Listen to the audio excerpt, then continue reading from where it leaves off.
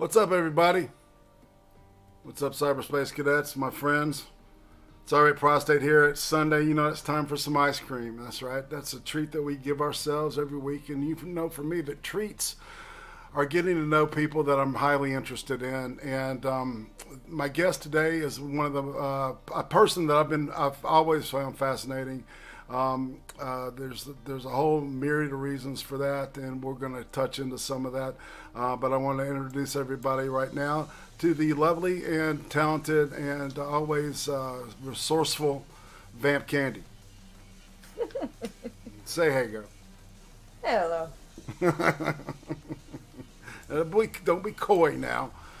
I can't help it.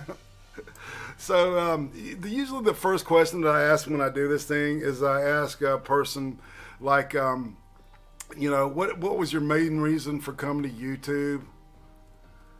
I needed something to do. Okay, and how long have you been hanging out now on the YouTubes doing your thing? I've been hanging around YouTube now since, oh goodness, almost 2 years now. It's amazing, man. It feels like 12, doesn't it? It feels like a very long time. Yeah, no shit. All right. The name Vampkandy. What is the significance behind that? Because I know there's. It's something I came up with when I was like 17, and it just kind of stuck. Yeah. So it's been my handle for quite a while. So is that kind of like a throwback to your goth years? Those never ended. Yeah. So yeah, fascination with vampirism and the whole gothic scene. What was your favorite band back then? Oh goodness. I don't know. Around and about that time, I was listening to a lot of Megadeth. So. Okay.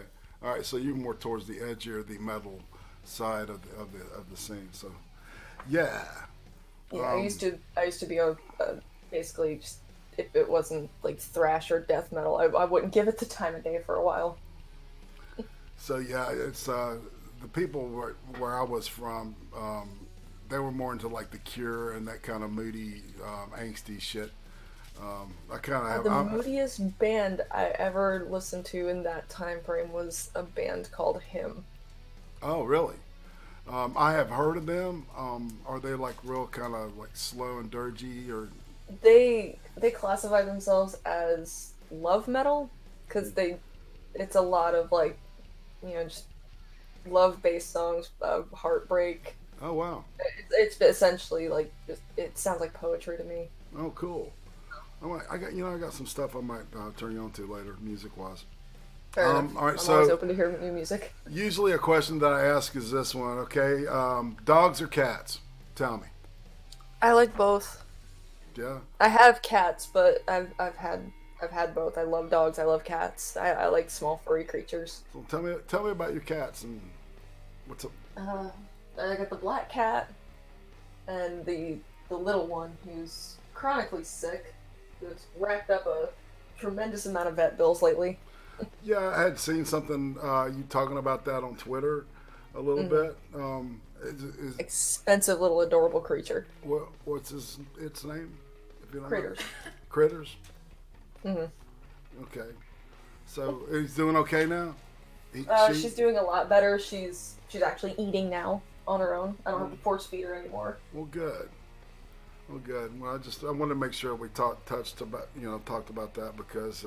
Uzi Q had specifically wanted to know about it. So, yeah, I had a moment this morning where it's been a little chilly, so I put on my sweater, stepped outside for a cigarette, come back in, take off the sweater. Little cat just immediately jumps on.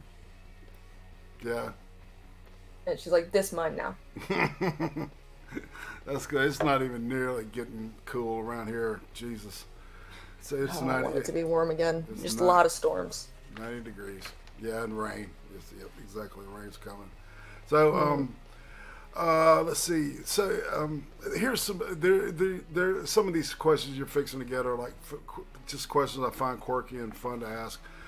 Is there a food from your childhood that you hated, you couldn't stand, but now you like it?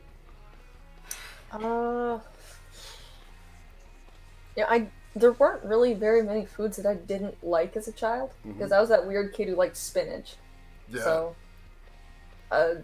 there is a food from my childhood that I hated that I still can't stand, and that's olives. Oh, really? I don't like olives at all. Can you eat beets? Yeah, I actually do. I've always loved beets. See, that's something that's one of those that I draw the line at. Yeah, it's like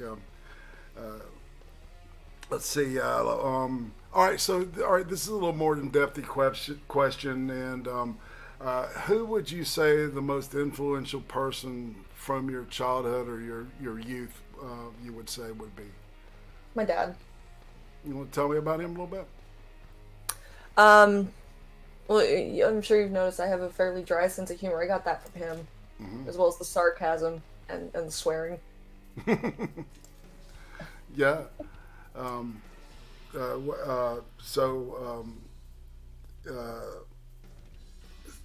looked at my dad and I just saw like this great person, right. And I kind of wanted to emulate that. Like I wanted to be like my dad. Yeah. Well, do y'all get along to this day? We probably would had he not passed a few years ago, but up until like the day he passed away, like even now, like still the highest pedestal in my mind. That's my father. Wow, I didn't know. How long ago was that? 2013, so about 5 years ago now. Yeah. Did it have a major effect on you? Oh yeah, I couldn't do much of anything for a little while. Yeah. Well, Dad is the first, that first image of what a good male image, that a lot of ladies, a lot of girls tend to, kind of project onto when they, and later in life when they look for, a person to settle down with and stuff. So. Oh yeah, without a doubt. I'm sorry you lost your dad, man. Yeah, it sucks, but that's life. Shit happens. Yeah. Tell me about it. It's like it's just people have to understand that this thing we call life is short, and I guess we got to get the most we can out of it. Appreciate the people that are in your life while you have them. Indeed. That's cool. I like that. Let's see. All right. So, do you have a favorite Christmas special from your youth that you still watch today? It's okay. You can, That's difficult because I used to watch a lot of like Christmas special type things. And I really like A Christmas Story. Yeah, who doesn't like A Christmas Story? I love the lamp. I'm trying to think of it. There was another one. The Muppet version of A Christmas Carol. Yes, a lot of people have said that. When I ask this question, I'm old school. I'm a Grinch guy. I don't know. I can't watch the regular Christmas Carol. It has to be the Muppet version. Yeah, I was talking, and I can't remember who it was, like a couple of weeks ago, and we were just goofing off talking, and that came up, and we were talking about how they did such a good job with it, and it's unique. It withstands the test of time. I guess that's what I'm trying to say. To me, every Jim Henson product that was put out there, it stands the test of time in my eyes. Oh, are you a fan of the Dark Crystal? Yes, I am. Oh my God! Can you wait for that to come on Netflix? The new series. I have Dark Crystal on DVD, so. I'm excited about that, to be honest. I also have the Storyteller, which apparently a lot of people my age didn't know was a thing. So I get really excited when I get to show them Jim Henson's The Storyteller. That's who was that? Was that who was the Storyteller? Oh God, I can't remember what his name is, but they did a really good job with his makeup. Yeah. But maybe somebody in the chat will help us out there, and we'll come back. I mean, I have Google, but I'm lazy. It's like I've got a small screen, so it's like I got to get me a new screen, man. I get a bigger one because it's just not enough shit fit on everything on my screen. I've got two. So, what was the moment that you knew you realized that you weren't a child anymore? Is there anything specifically that sticks out in your mind where you realized that that you weren't a kid? Well, I had a pretty carefree, like, late teens, early 20s. And then when I was about 21, that's around the time my dad got sick. Right. So I was taking care of my parents' animals. I was helping with their bills. I was working 50 hours. I got my hours at work up to almost 50 hours a week. Lord. I was a very hardworking 21-year-old. It's just I worked, I took care of the house, and I rinse and repeat. Well, yeah, I mean that's definitely. I mean that's what being an adult is, right there. That was it's responsibility. Right. I can't just go out and do whatever anymore. Well, you've had shit I have to take care of. Well, you've got an advantage on a lot of people, though. You've had a practice run at what living life. After you get out there and you get married if you do that. Because it's there's an adjustment. A lot of people don't realize that there is. They've got this unrealistic idea of what it's about, and then they're like, yeah, it's like one day you go to bed one day, and it's all carefree, la la la, and then you wake up and boom, responsibility. Yep, and it can be. That's how it felt. Well, it sounds like to me that it helped define who you are today because you're. You come across as a very, straightforward kind of, give it to me straight kind of person. You know what I'm saying? You don't like to dick around and. Not really. I don't have time for that. Yeah, exactly. And I really that's one of the things that I like about you. Let's see. Okay, this is kind of a multi-part thing. It's like, what's your favorite genre of entertainment? Video games. Is that a genre? Yeah, definitely would classify that. Although I'm not a huge gamer, I'm into this stuff. This company called Zoetrope Interactive Iceberg. Mm-hmm. They do this thing, this Lovecraft-based stuff. So I'm a huge Lovecraft freak, so that shit's just, I love it. It's real creepy and it's real fun. There's a few video games I could actually recommend you after the show. Fantastic. Lovecraft-based. Heck, man, I can. And very, very user-friendly. Dig it. That's it. You read between the lines, don't you? There, it's like boomer, blah, blah. Let's see. So, what about spirituality, philosophy, history, drama, anything? Like if you're going to kick back and just read a book, or even put on a book that a book on tape or some shit. I prefer fantasy and horror versus a lot of other things because it's something you can just you can get into, lose yourself, kind of forget about what's bothering you for a little bit. Yep. I found that I'm a horror freak. I'm not gonna dance around that shit. No, your avatar doesn't give it away at all. Just a little bit, yeah. Let's see. So how was high school for you? I'm trying to think of the best way to put that shit. Because I didn't have like a super traditional sense of high school because I lived in one place for the first 2 years, and then I moved to a place where I knew absolutely nobody for the last 2 years of high school. Oh wow! So like, did you move like across the country or? Just to a different state. Okay.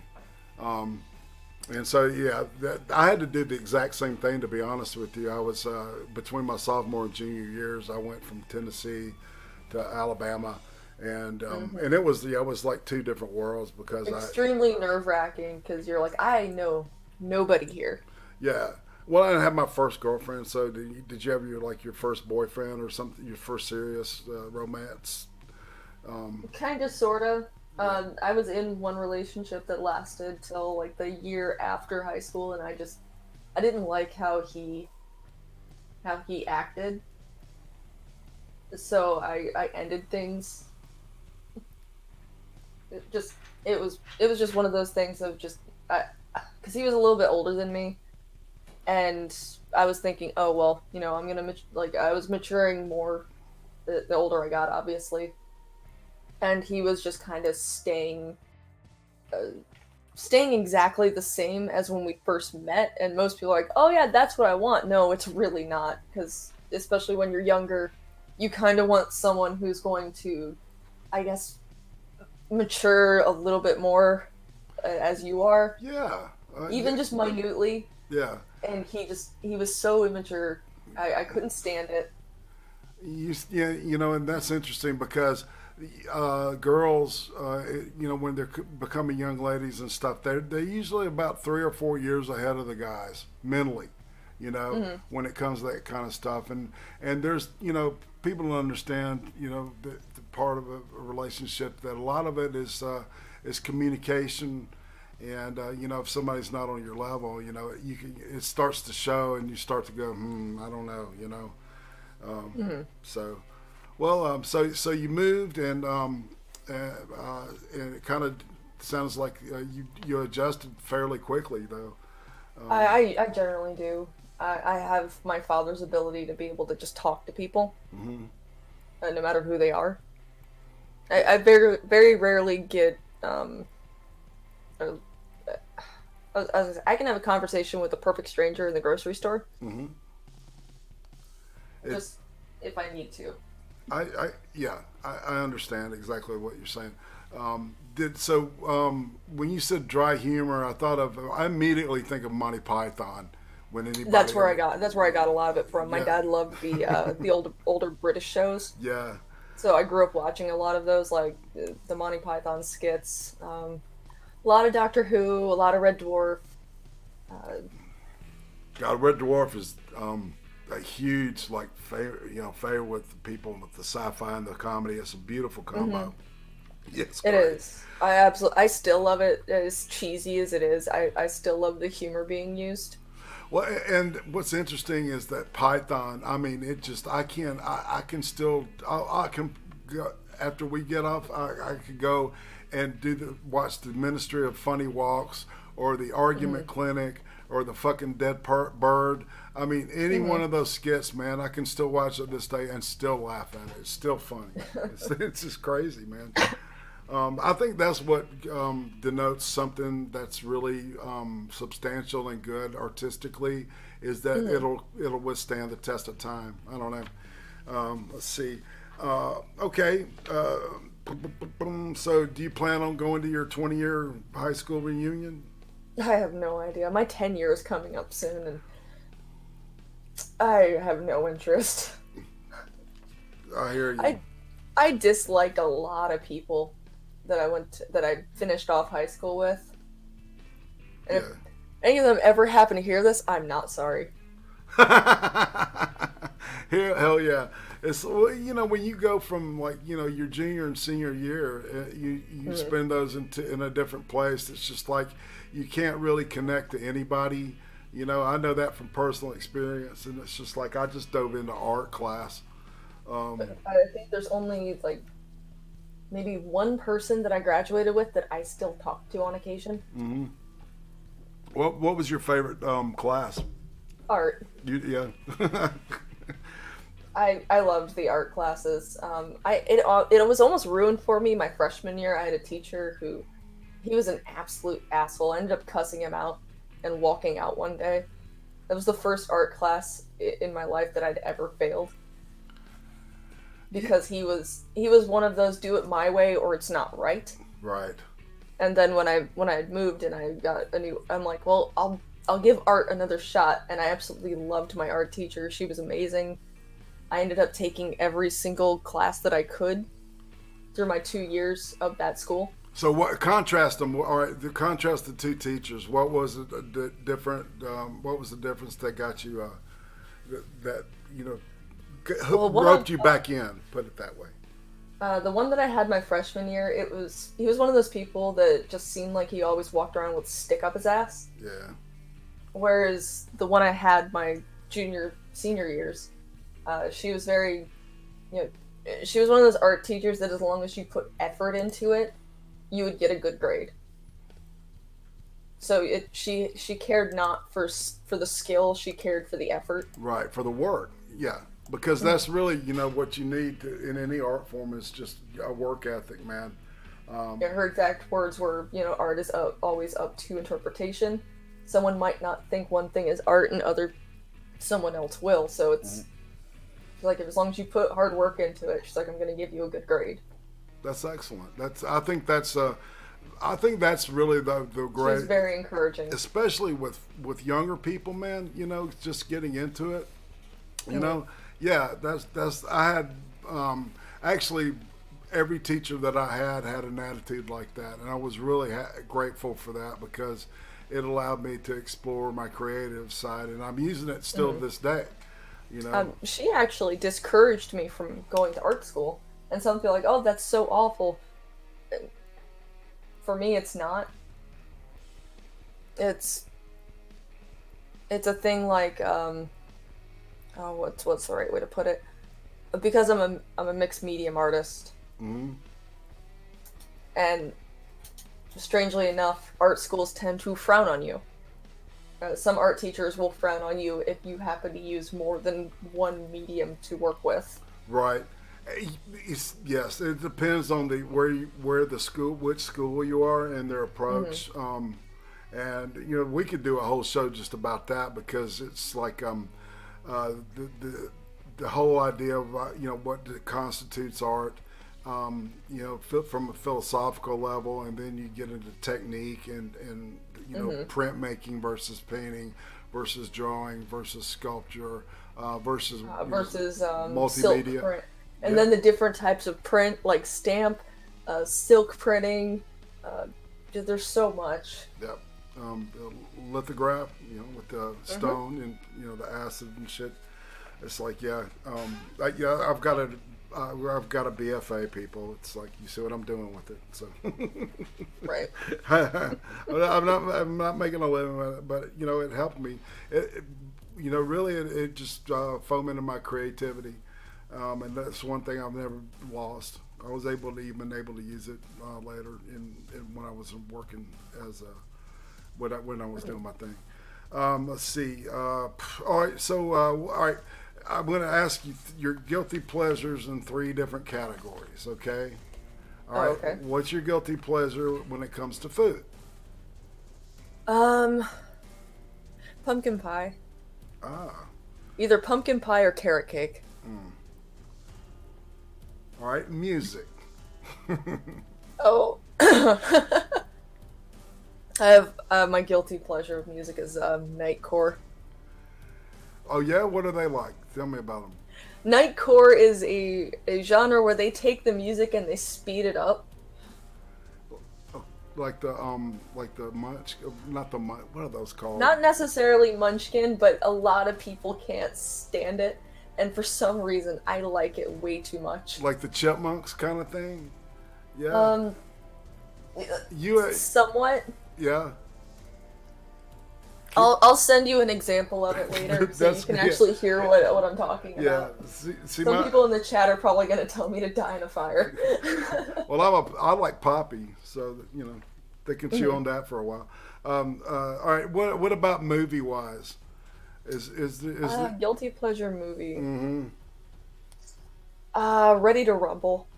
It's so corny. But I don't know why I love it so much, but I've always loved that movie. It's the WCW movie with David Arquette and that movie. I saw that one night, man, really late when I was stoned, and Oh, how is that? Because I've only ever watched it sober, and I still love it. Oh, it was funny as hell, man. It was great. It's like I was a fan of David Arquette. I thought he had a lot going for him. He's getting back in the ring. Oh yeah. Oh, hold on here. All right, let's see. All right, now we're getting into different kind of a different slide into the questions here. Okay. Okay. Do you have a favorite anime series and a favorite character from the anime? Oh God, that's actually really hard for me to answer because I'm a weeb. Um, Mm. oh goodness. I actually drew a blank. Holy crap. I'll go with my tried and true and a series that like if I sent you a picture of my mouse pad, you would understand entirely. My Neighbor Totoro, the Fox dub of it. And I don't know why I love that. I love it so much, but I do. Okay, and what is it about the character that Uh, it's more of the story than like all the characters have their own personalities. right? Even these little dust bunny things have their little personalities shine through, and I absolutely loved it. And I'll still watch it. Oh, and Ocean Redo points out in the chat as well. Trigun. Ah, okay. I love Bash the Stampede. I love the little black cat whose name is Karoneko, which is Karoneko-sama, which means Lord of the Black Cats. Well, I've got something I'm going to throw at you afterwards. Big Fat Brian and I are going to do Sword Guy season 2 this Thursday. So if you want to join us, I think your boy Pat is going to be there too. So he's a weeb. Yeah, he's a weeb. Yeah, he's a big weeb. And so, yeah, because we're like not really, I guess, educated in total weebness, and we're interested in it, you know. So yeah. Well, the thing I've always loved about anime and manga is, you know, with some cartoons, like they only have like one way that they can do things with their style, whereas like animes and mangas, they have everything from like drama, comedy, horror, romance. It has something for everyone. Yeah, man, there was this weird series called Kakagaguri, where it's like this high school where they all gamble and shit. It is hilariously weird. It's very strange and it's funny as shit. Let's see. Space Medic, come on, dude. You can do better than that. Yeah, sorry. Space Medic, I think so highly of you. Don't let me down. That's right. Don't let her down. Okay, well, all right, here's a question that I'd love to ask. Is like, what is a common misconception you believe that people have about you? Oh, some people think that I'm soft-spoken because I don't always talk. Yeah, but you've always got an opinion. I do. You know, yeah, I can it's tell. Just sometimes I have to gauge on whether or not it's even worth saying. So yeah, like, is this person gonna listen to me? If they're not, I'm just not even gonna bother. Well, yeah, and sometimes, you know, it's like my mom always, or my grandmother actually told me, if you can't say nothing nice, don't say anything at all. You know, that kind of thing. Hexagonal Lamb says the common misconception is that I'm nice. I'm a dick. Let's see. All right, here we go. Because this is a huge request. All right. So tell us how you and Tonka Saul met, and when did you know that you were in love with him? Oh God. It was came across each other as some indie show that he was working at, just in passing. And then years later, ending up on the same live stream. Okay, so you ran by each other IRL. Yeah. And so you're streaming, and then you realize, holy shit. Yeah, essentially, it's the holy shit moment. Yeah, that guy. Oh wow. So all right. So it's one of those first sight things. Yeah. Okay. Good. All right, what is your favorite thing about Tonka that he would hate if you told us? Well, everybody knows I like when he yells at people. Yeah. uh, but just something that he would hate it if you told us. You know what I'm saying? Well, then I can't tell you. I'd have to kill you. And the audience. That's great. Let's see. Oh, well, do you see yourself being married ever in the future? No idea. My whole take on certain large life events is if it happens, it happens. Mm-hmm. So it's I answer the same question when I answer the same way if people ask me if I ever plan on having kids. Right. I don't plan on it, but if it happens, it happens. Right. Well, does the idea of marriage appeal to you, or is it hit or miss? Got you. Okay. So here's something interesting because it's like you know, a lot of people don't understand what it's like now, but what's the dating scene like for, like, you know, people in your age group? Tinder, apparently. Yeah, I have no idea. Nobody wants to talk to each other anymore. They want to text each other. Right.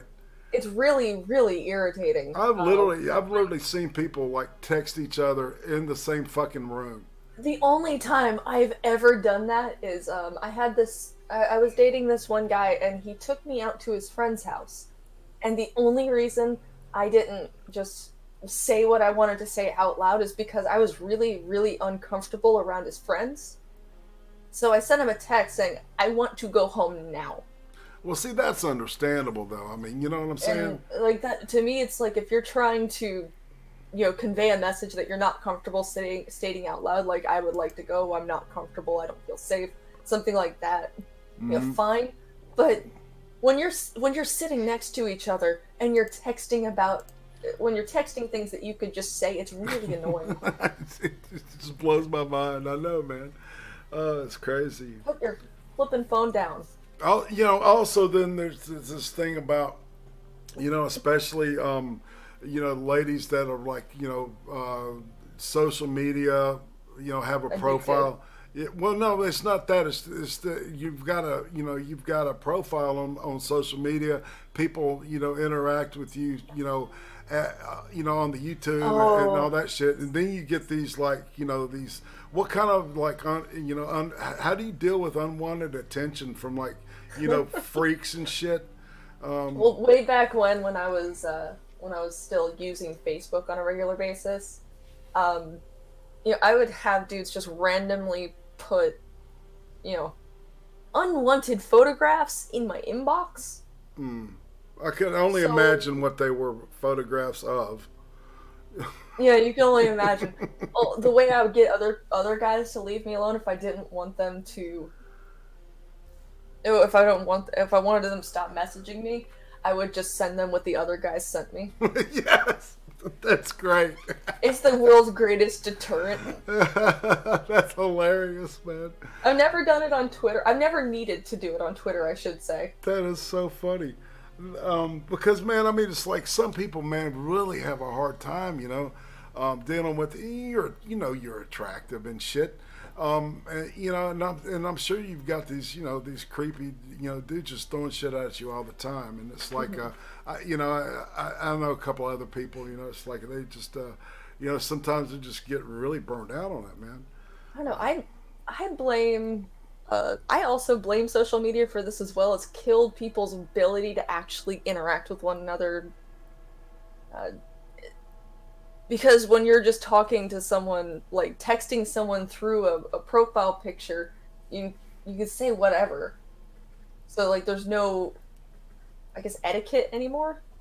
Right. I guess it's the best way to... Yeah, because, and then there's, like, being able to read body language... and you know, and well, I had an experience where this one guy was not understanding this poor woman's body language. I had to actually speak up and tell him to leave her alone. Right. I was on some form of public transit, and he was sitting across from her, and he kept coming on to her, and she did the thing where she, like, scooched as far as she could against the wall, and kind of scrunched herself up on herself, and just started staring directly at her phone. Holy and shit. he was not getting the hint. That's like, yeah. People, yeah, that don't know, that don't understand boundaries, they don't have any idea. Well, and I've seen women do this to men too, where their body language is just like, leave me alone. Well, and they're, I guess the word is socially retarded? Yeah. What about that shit? You know, you ever had that happen to you on like Discord? You know, they try. People bump in and they'll try to like demand that you know you let them in, that whatever you're doing, if you're doing a show or Yeah, it's I've that had kind that of shit. happen. I've had that happen plenty of times, whether it be through Hangouts or doing a stream through Discord. Occasionally, there's that one person you let on once, and then they expect to be let on for every single show. Right. And that's just, people, it's like you got to understand, if the person wants you there and they see you, they will definitely let you know that they They'll want ask you. Exactly. Like, oh, hey, do you want on? Yeah. Like, just check your DMs. Schmeckel's a key example for me. It's like, if I show up in the chat, he'll send me the link, but I'm getting this link with it. It's like, you can join or you don't have to, but here's the option if you'd like to join. Yeah. Yeah, I've experienced the same thing. Yeah. So yeah, and exactly. So if like if you're wanted, you'll get yanked in, or you'll be you'll get the link, whatever, man. It's like people kind of get a clue. You know what I'm saying? Exactly. I'm with Please you. Get a clue. All right, this is a great question. What is the weirdest thing? I mean, now think hard. The weirdest thing that you have seen on YouTube? I watch a lot of weird stuff, so that's not. There's got to be something recent that's just like, oh my god. Well, Liz Reptile as a whole. Whoa. and people who conduct in the same fashion. I don't know why it's so weird to me. I don't know if that needs very much explanation or not. Yes, I think we can move on. Yeah, you just ruined my day. Thanks for that, by the way. You're welcome. I was recently reminded of something, and now I just want to poison everyone. Bleach! Okay. All right, if you were given total control over YouTube, right, today, what would you do? I would make a bunch of changes. Like? Make it easier for people to be monetized. Okay. Stop kicking off creators. Make it so smaller live streamers actually have a chance. Again, and smaller creators in general have a chance against the people with the YouTube Red series. Right. How it used to be. Yeah. People actually had a chance to get ahead. Yeah, it's like, it would literally, like 2 months after I started like doing my thing, the fucking adpocalypse happened. And so it's like, and then I realized, okay, now are you really just are you gonna let this run you off? Because that was when I was really starting to just have fun, And I said, dude, I'm having too much fun doing this shit, So yeah, I know I do a lot of work behind the scenes on a bunch of different projects, but I still have a lot of fun doing this. And I've always just kind of kept the mindset, when I stop having fun with something, I'm just gonna not do it anymore. Yep, move on. I think that's the only way to play it, man. When it becomes a labor and it becomes something that you'll get pissed off at jobs you don't like, and you'll develop. You'll quit jobs you don't like. Right, exactly. And so, I mean, same thing here. So now that we're on the subject, why don't you tell everybody exactly what you do for the Kumite, okay? I run the OBS, so Tonka doesn't have to. Get into what does that entail, okay? Let's see here. Whenever you need something pulled up, I pull it up. I usually am the one who puts together what's played for the intro. Switch around scenes, bring in guests. I'm generally the one who is getting in contact with people to come on. You book, yep. Yep. I do essentially everything a producer does. And now he's making me read news articles, which I don't mind. I don't mind reading it so he doesn't have to.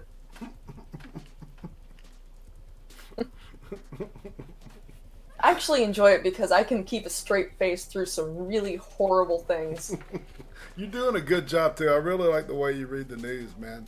Well, that one article he brought to my, like, he just dropped in my lap with the Rainbow Warrior prison gang that's led by a pedo, and everyone's wondering how I can keep a straight face, and I'm just like, have you seen my streams?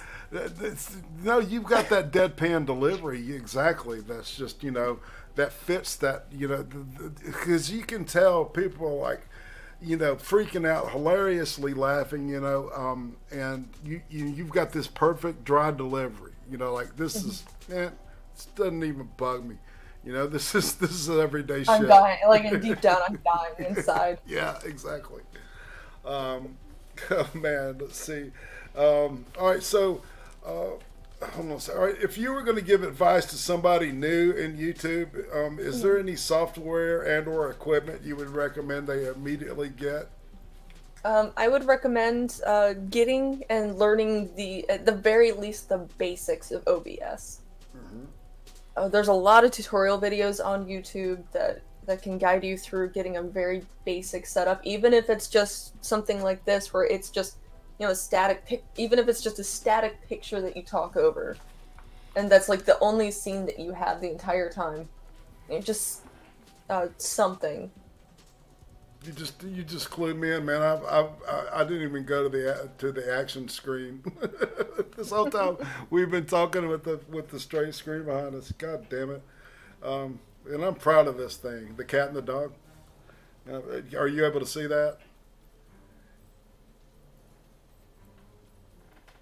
Vamp? I'm sorry. One more time. Are you able to see cat knocked something over? The screen? Are you able to see the screen now? Yeah. Oh, okay.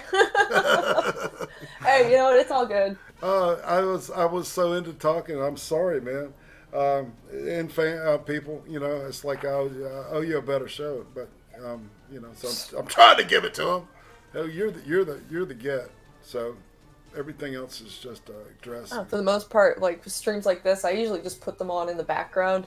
That's why if you see me in the chat once and then I don't talk again for like another hour, it's because I'm listening and probably using it as background noise while I play a game. That's why I love streams like this, where it's just audio, because I can just put it on in the background and grind out some levels in whatever game I'm playing. Well, I figure, if that's what this is, pretty much an audio experience, I might as well, because it is a video format, give the people something, visually, for the acid heads at least, or for the people that are high, something to look at, So all right, so talking games, what is your favorite video game? Go ahead. Oh, I've played so many. I've got two series though that will always, always, always have special places in my heart, and those would be the Final Fantasy series and Devil May Cry. So, tell me about the latest Devil May Cry, because I've heard a lot of things about. I've heard everything about Final Fantasy. I think that tends to be like, that's the Game of Thrones of video games, in my opinion. You know what I'm saying? To TV. Well, funny enough, Final Fantasy was actually named that because the production house that was making the games, that was going to be their last fantasy game. Oh, wow. And it turned out to be a huge hit, so they just kept making them. And I love them because, the story of 1 is not the same as 2, so you can play the games, you could play like Final Fantasy 1 and then go on to play Final Fantasy 10 and not feel like you missed anything. Right. But with the Devil May Cry game, the newest one, all I've seen is gameplay footage, and it looks really good. from my takeaway. Though there was one thing that very very much bothered me because I ended up doing a stream on it. Was someone who reviewed the game. They compared Devil May Cry 5 to the Devil May Cry reboot, which Devil May Cry fans do not recognize that as part of the canon. Right. So, and that's not based on any kind of manga, is it, or anime, right? It was turned into an anime. I was going to say because it sounds like that sounds like an anime name, doesn't it? You know, Devil May Cry or Blue Devil. Yeah, it's Japanese. Yeah, Blue Devil Toenails or some shit like that. Well, my favorite thing about that one reviewer for Devil May Cry 5 was he was complaining that it was too hard. Because he was like, Devil May Cry was so much easier. That's because the Devil May Cry reboot was made dumbed down for American audiences because that's what they thought American audiences wanted. But the reason so many of us are a fan of the series is because it's a challenge. Yeah, exactly. Because once you get, I think people get into the gaming thing, they want a challenge, you know. Because I mean, it's like, you know, if you're I like this shit where you look for stuff and you find it and you know, and you're part of the story and whatever. And that's just I just like looting things. So if I can just run around and look for stuff for an hour, I'm okay. I'm okay. Exactly. Yeah, because you end up going through drawers and shit, you know, for hours, you know, looking for stuff because you've got to do this to get there, you know. And I like that. I really like that stuff. So, let's see. Let's see. What is the one question you get about gaming or working with the Kumite that you get tired of hearing? And what do you have to say about it so you never have to answer that question again? Oh. Kumite.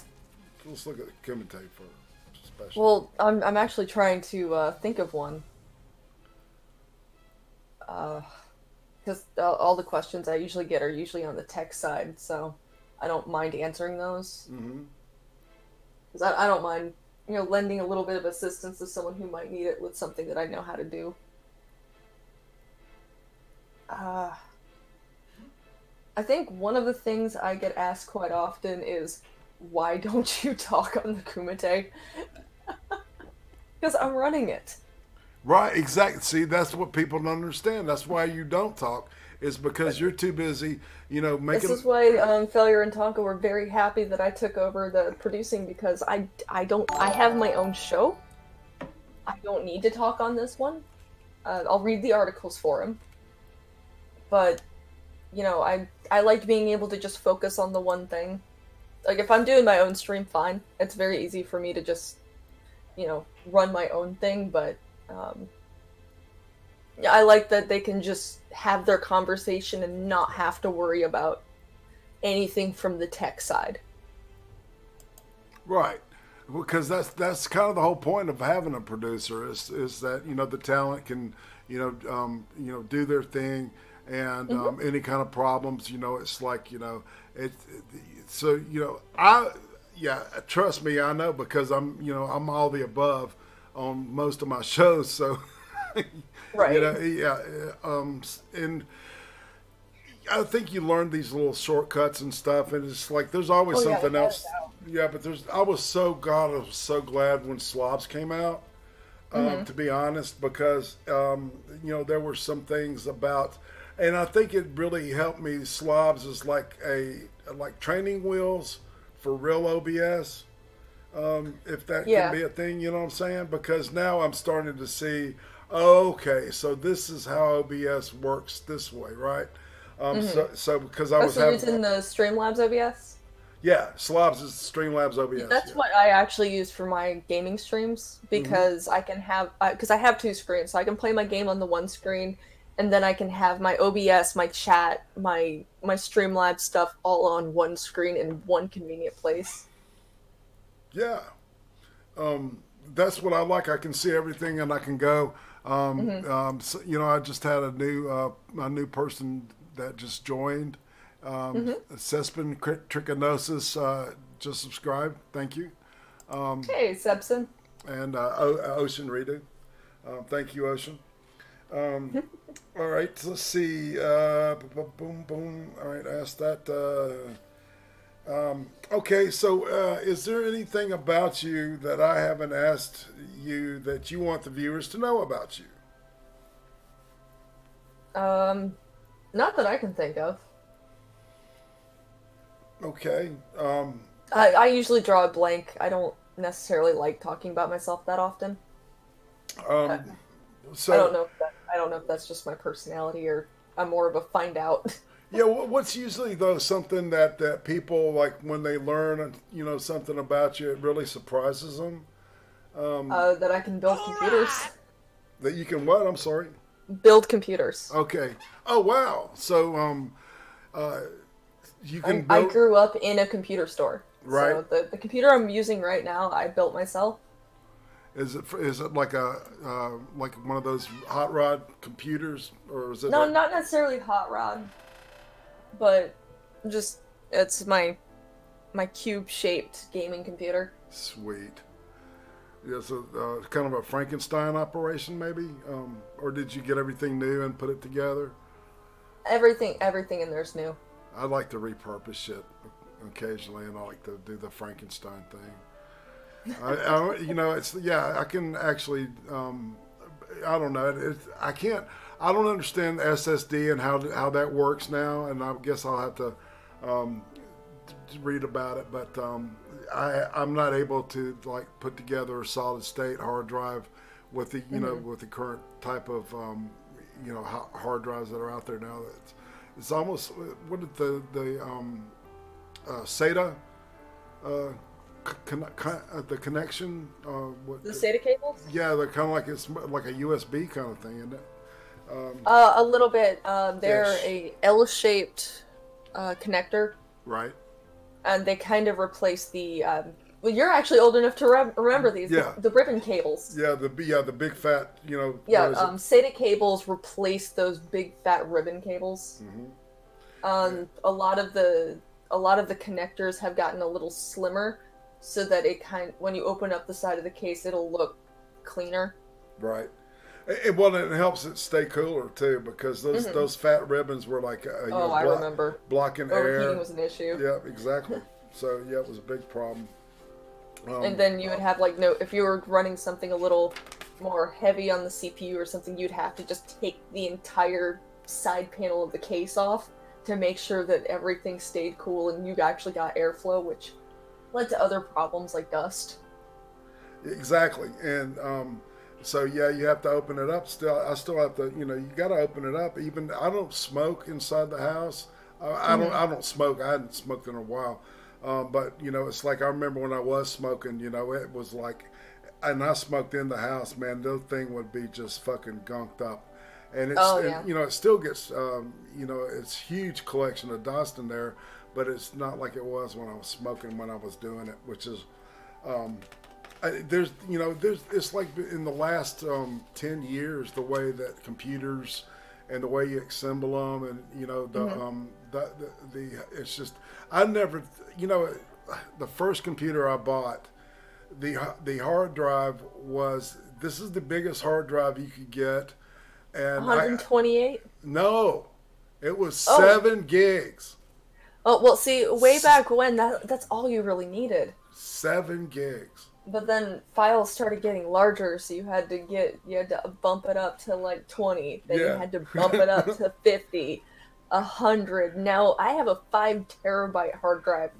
I've got 5,000 gigs. I've got 3 T's on the thing I'm running now, and I'm trying to put one together. I've screwed something out anyway. All right, so. Moving on, get out of Techville. Who is your favorite YouTuber not related to the Kumite? Honestly, there's a few. Because part of the side of YouTube that I usually watch when I just want to watch a video, nowhere near related to this side of YouTube whatsoever. And that would be a couple of the goth YouTubers that I've been watching for years. It's Black Friday, Toxic Tears, and Angela Benedict or Benedict. Oh, do you know? Have you ever heard of Maria Taz? That sounds familiar. Yeah, used to be known as the Mimi or Temimi, Tehmimi. That sounds really, really familiar. Yeah, I think she's about your age, and I don't know. I think you guys would like each other. Let's see. Let's see. What about? All right, is there a YouTuber that you think is way overhyped? Yeah, pretty much any of them that are getting YouTube Red specials. You think? Very much so. Yeah. I think they're obnoxious, and I can't stand them. Yeah. A good majority of them, like the Paul brothers, can't stand them. They just annoy me. Yeah, and it's like they're fucking brain dead. But hey, who am I? All right, is there a YouTuber out there that you think is just tragically undersubbed and that needs some attention? That's in our corner. There's a few of them. Like American Gadfly over in the chat. I love his streams. His streams are the shit, man. I love his stuff too. Who else?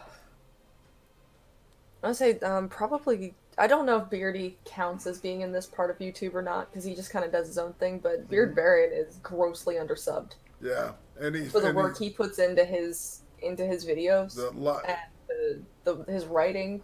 He busts his ass, man. Yeah, he's and he was so nice. And he's such a sweetheart. Well, this friend of mine in Ireland, his daughter just worships him. She had 11. She turned 11, and Beard Baron appeared on the drinks. I meant Teens Drinks with Friends. And he appeared over there in character and wished her a happy birthday, and they talked for a little bit. And the kid is hilarious, man. She goes out with it. She's got her own steel and her own axe, and she talks about the best way to kill people and shit. She's a great kid. She's crazy as hell. But that was just awesome. I thought Beardy was just fantastic for doing that. So. Oh yeah. Yeah. And he's so fun to talk to, in and out of character. Yeah, exactly. What? Anybody else? Top of the brain? I'm kind of drawing a blank a little bit. I know there's a lot of smaller YouTubers that we interact, like a lot of us interact with, that are they're doing their best to put something out there, and only getting so many viewers, and it drives me crazy because you watch their stream and you're like, this is really entertaining. Why don't you have more viewers? Right.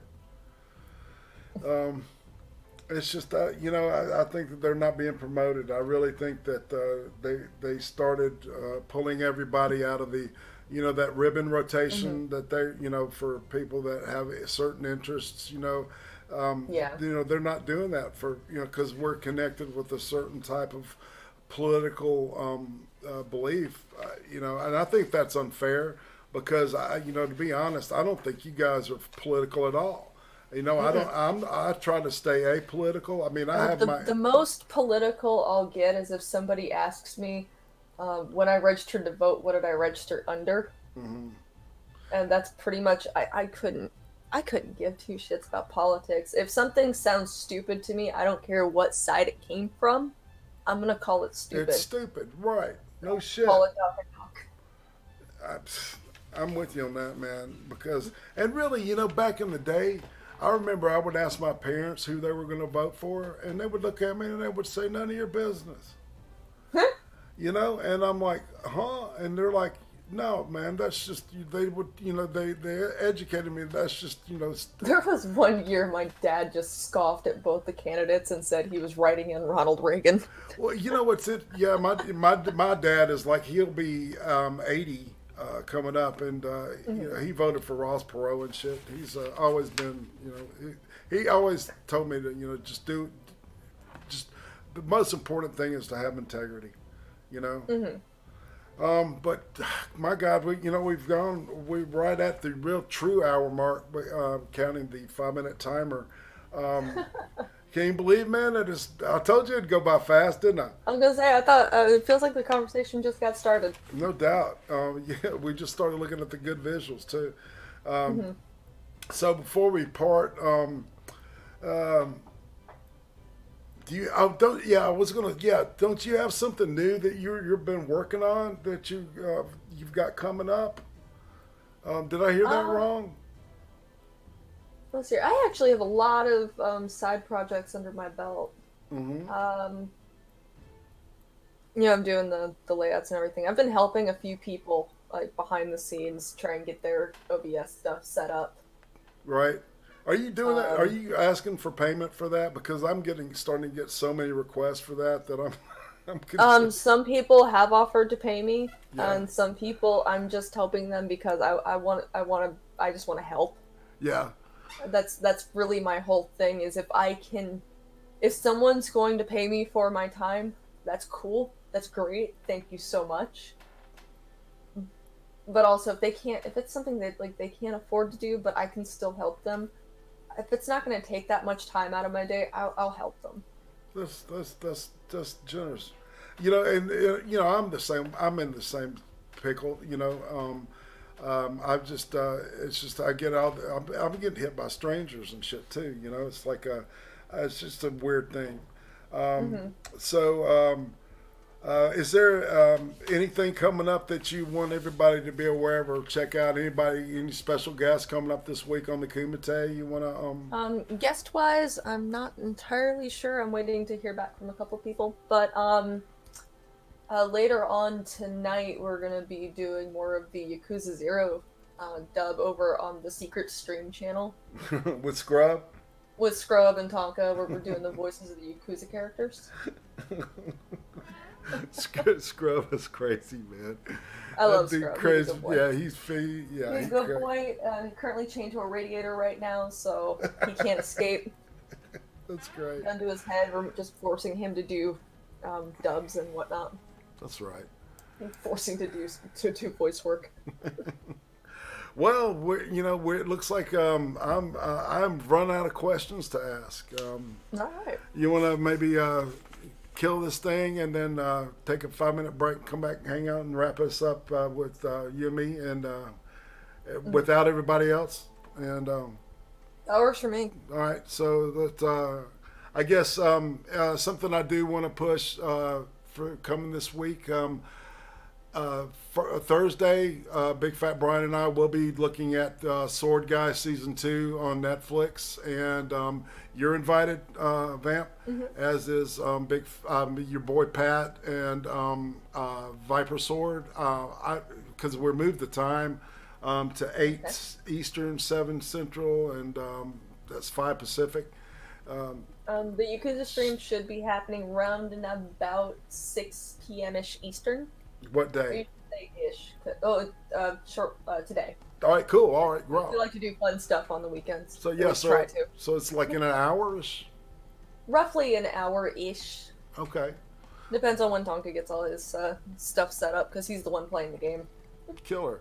Well, everybody, I want to thank you for coming out for another edition of Ice Cream. This has been a fantastic interview, Vamp. I appreciate you, joining me and taking your time out and let us know a little bit more about you. I'm really happy that you did, and I think this has been a really fun stream for me, at least. That's been fun. Yeah. Well, cool. Well, let's say everybody. This is Irate Prostate on behalf of Vampkandy saying bye-bye. And we'll see y'all this time next week with Big Fat Brian, as a matter of fact, sitting in the chair. So we'll see you then. Take care, everybody. Bye.